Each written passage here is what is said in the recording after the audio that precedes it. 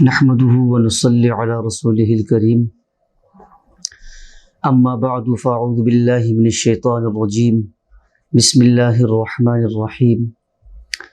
قال الله تعالى في القرآن المجيد ويرزقه من حيث لا يحتسب ومن يتوكل على الله فهو حسبه ان الله بالغ امره قد جعل الله لكل شيء قدرا وقال النبي صلى الله عليه وسلم ان نفسا لن تموت حتى تستكمل رزقها وقال النبي صلى الله عليه وسلم ان العبد ليحرم الرزق بالذنب يصيبه او كما قال صلى الله عليه وسلم صدق الله العظيم وصدق رسوله النبي الكريم۔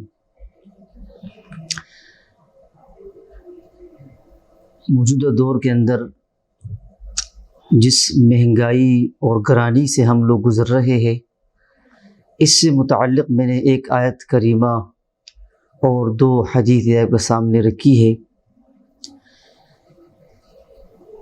اسی کی روشنی میں ہم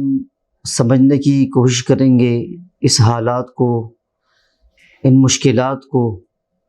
تو انشاءاللہ یہ حالات اور مشکلات اللہ تعالی ہمارے لیے آسان کریں گے۔ سب سے پہلے میں امام ابن الجوزی رحمہ اللہ کا ایک قول پیش کرنا چاہتا ہوں۔ امام ابن الجوزی رحمہ اللہ فرماتے ہیں کہ میرے ہاں رزق کی تنگی ہوئی، بڑی پریشانی ہوئی، اور میں نے تمام اسباب بروئے کار لائے، لیکن پھر بھی رزق کی تنگی کا مسئلہ حل نہیں ہوا اور وسعت کہیں سے مجھے نظر نہیں آئی۔ تو امام ابن الجوزی رحمہ اللہ فرماتے ہیں کہ پھر میرے سامنے قرآن مجید کی یہی آیت آ گئی، وَيَرْزُقُهُ مِنْ حَيْثُ لَا يَحْتَسِبُ، جو میں نے آپ کے سامنے پڑھی ہے کہ رزق کی وسعت اور رزق کی کشادگی اور رزق کے مسئلے کا حل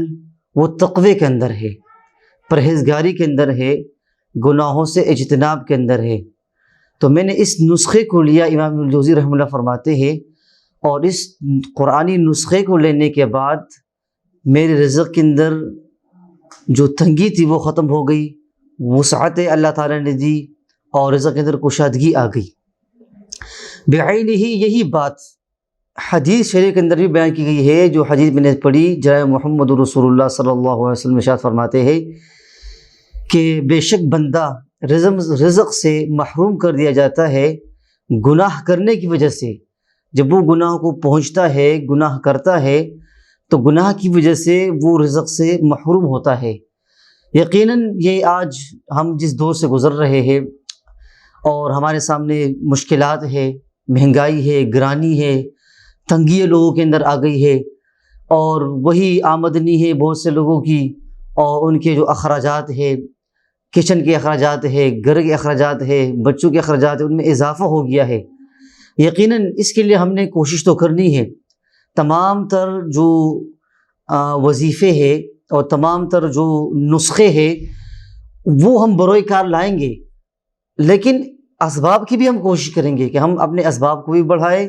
اسباب کو بھی بروئے کار لائیں، اور اس حالات کا مقابلہ کریں، اور اس حالات میں ہم قرآن و حدیث کی طرف، علماء اور صلحاء کی طرف ہم رجوع کریں، تاکہ وہ ہمیں قرآن و حدیث کی روشنی میں،